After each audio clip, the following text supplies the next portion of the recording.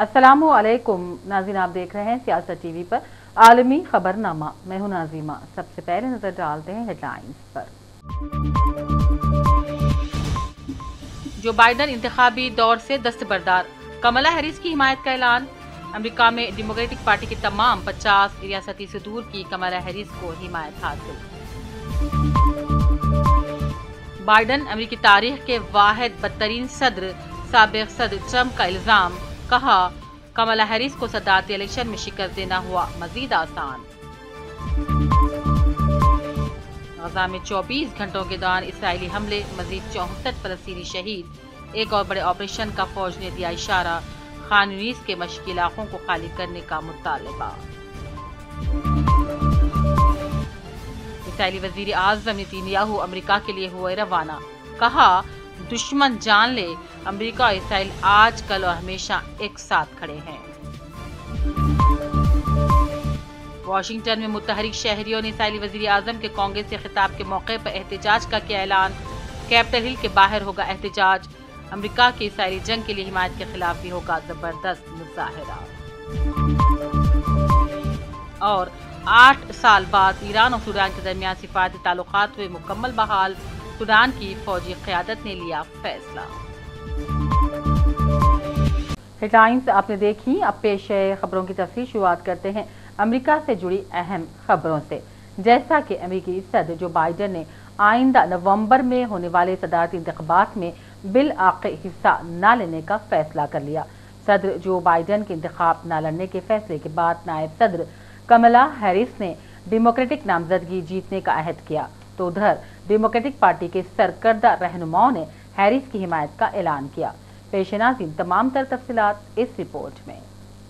अमेरिकी सदर जो बाइडन ने आइंदा नवंबर में होने वाले सदारती इंतखाबात में बिल आखिर हिस्सा न लेने का फैसला कर लिया है।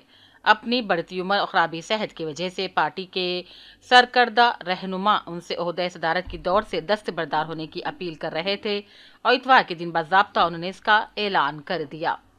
सदर जो बाइडन के इंतखाब न लड़ने के फैसले के बाद नायब सदर कमला हैरिस ने डेमोक्रेटिक नामजदगी जीतने का अहद किया है। उधर डेमोक्रेटिक पार्टी के सरकर्दा रहनुमाओं ने भी कमला हैरिस की हिमायत का ऐलान कर दिया। बाइडन ने अपने फैसले का ऐलान करते हुए कहा, यही मेरी पार्टी और मुल्क के बेहतरीन मफाद में है। ताहम वो अपनी मुद्दत के आखिर 6 माह तक ओहदे सदारत पर बरकरार रहेंगे। बाज़ रिपब्लिकन्स ने बाइडन से ओहदा सदारत छोड़ देने का मुतालबा किया, ताहम उन्होंने इस्तीफा देने से इनकार कर दिया।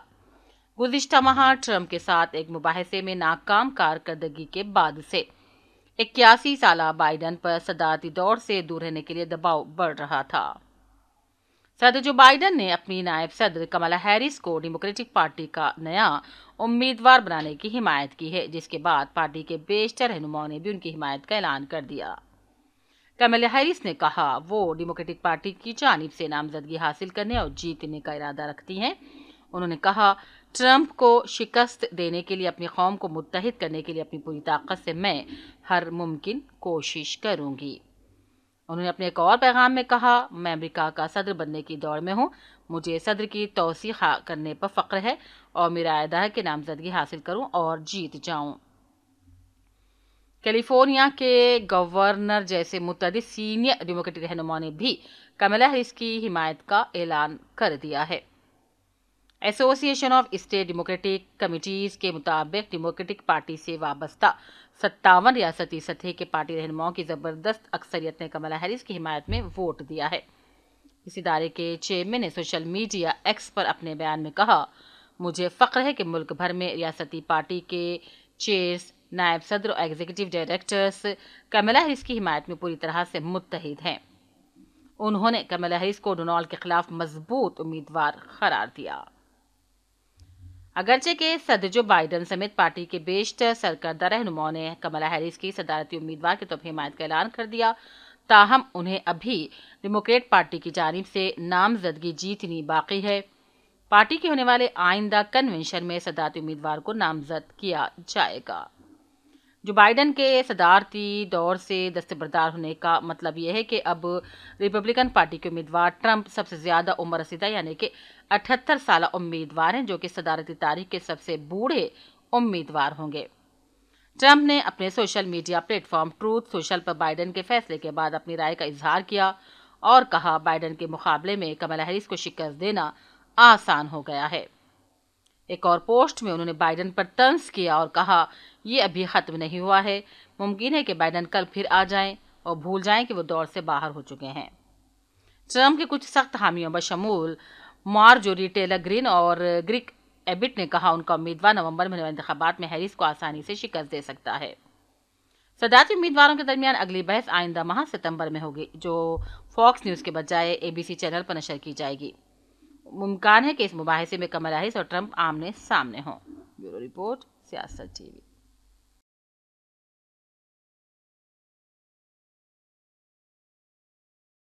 और अमेरिकी सदर जो बाइडेन की जानिब से सदारती इंतखाबात की दौड़ से दस्तबरदार होने पर उनके हरीफ उम्मीदवार यानी कि ट्रंप का रद्द-ए-अमल सामने आया। उन्होंने अमेरिकी नशरियाती इदारे CNN से गुफ्तगू में बाइडेन को अमेरिकी तारीख का वाहिद बदतरीन सदर करार दिया। ताहम ट्रंप ने इस मौके पर कहा, नायब सदर कमला हैरिस को सदारती इलेक्शन में शिकस्त देना बाइडेन के मुकाबले में मजीद आसान हो गया है। रूसी सदारती पैलेस क्रेमलिन के तर्जुमान दिमित्री पेस्कोव ने कहा, अभी बहुत वक्त है, अमेरिका में बहुत कुछ तब्दील हो सकता है। पेस्कोव ने अमेरिका में जो बाइडेन की सदारती उम्मीदवारी से दस्तबरदारी के बारे में कहा, अभी इंतखाबात में 4 माह बाकी रह गए हैं और ये एक तवील अरसा है और मजीद तब्दीलियों के लिए भी बहुत काफ़ी है। और अब बात करते हैं गजा में इसराइली जुल्म की, जहां इसराइली फौज ने एक बार फिर गजा की आबादी से मुतालबा किया है कि वो बड़े ऑपरेशन से पहले खान यूनिस के मशरिकी इलाकों को खाली कर दे। इसराइली फौज के तर्जुमान के मुताबिक इन इलाकों को खाली करने का मुतालबा इसराइल पर रॉकेट दागे जाने के बाद किया गया है।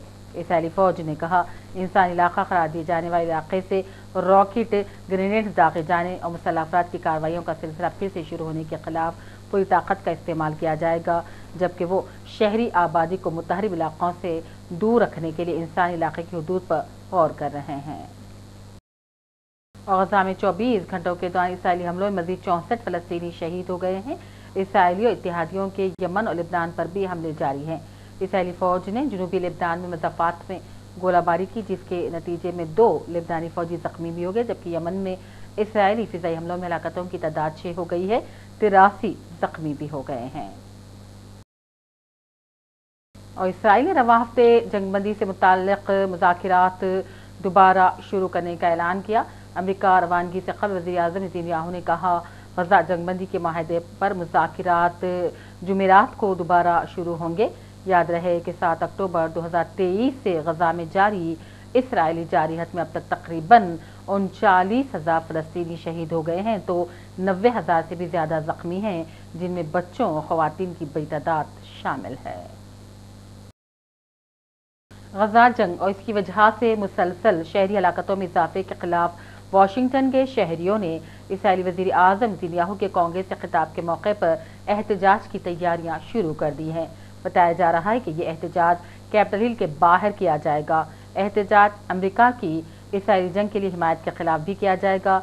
वाज़ेह है कि आज नेतन्याहू अमेरिका के लिए रवाना हो गए हैं, मगर इस बार उन्हें जो एजाज़ मिलने जा रहा है वो अब तक किसी गैर अमेरिकी शख्सियत को नहीं मिला था, और वो पहले गैर मुल्की हैं जिन्हें कांग्रेस के मुश्तरका इजलास से चौथे खिताब का मौका मिल रहा है। इसराइली वज़ीर-ए-आज़म नेतन्याहू अमेरिका के दौरे पर रवाना हो गए हैं। अमेरिका के दौरे पर रवानगी से कबल अपने बयान में नेतन्याहू ने कहा, अमेरिका का सदर जो भी मुंतखब हो, इसराइल मशरिक़ वस्ता में अमेरिका का सबसे मजबूत इत्तेहादी है। उनका कहना था, इसराइल के दुश्मन जान लें, अमेरिका और इसराइल आज, कल और हमेशा एक साथ खड़े हैं। उन्होंने कहा, इसराइल के हर मुमकिन इक़दाम करने पर अमेरिकी सदर जो बाइडेन के वो शुक्रगुजार भी हैं। इसराइली वज़ीर-ए-आज़म का ये कहना था, अमेरिका में इरग़मालियों की रिहाई, हमास को शिकस्त देने और ईरान के प्रॉक्सीज़ का मुकाबला करने के मसाइल पर बातचीत की जाएगी। वाज़ेह है कि इसराइली वज़ीर-ए-आज़म की अमेरिकी सदर जो बाइडेन से कल मुलाकात तय है, और वहीं इसराइली वज़ीर-ए-आज़म का कांग्रेस से खिताब बुध को शेड्यूल्ड है। एंटोनियो गुतेरेस ने कहा, यमन में इसराइल के हमले तशवीशनाक हैं।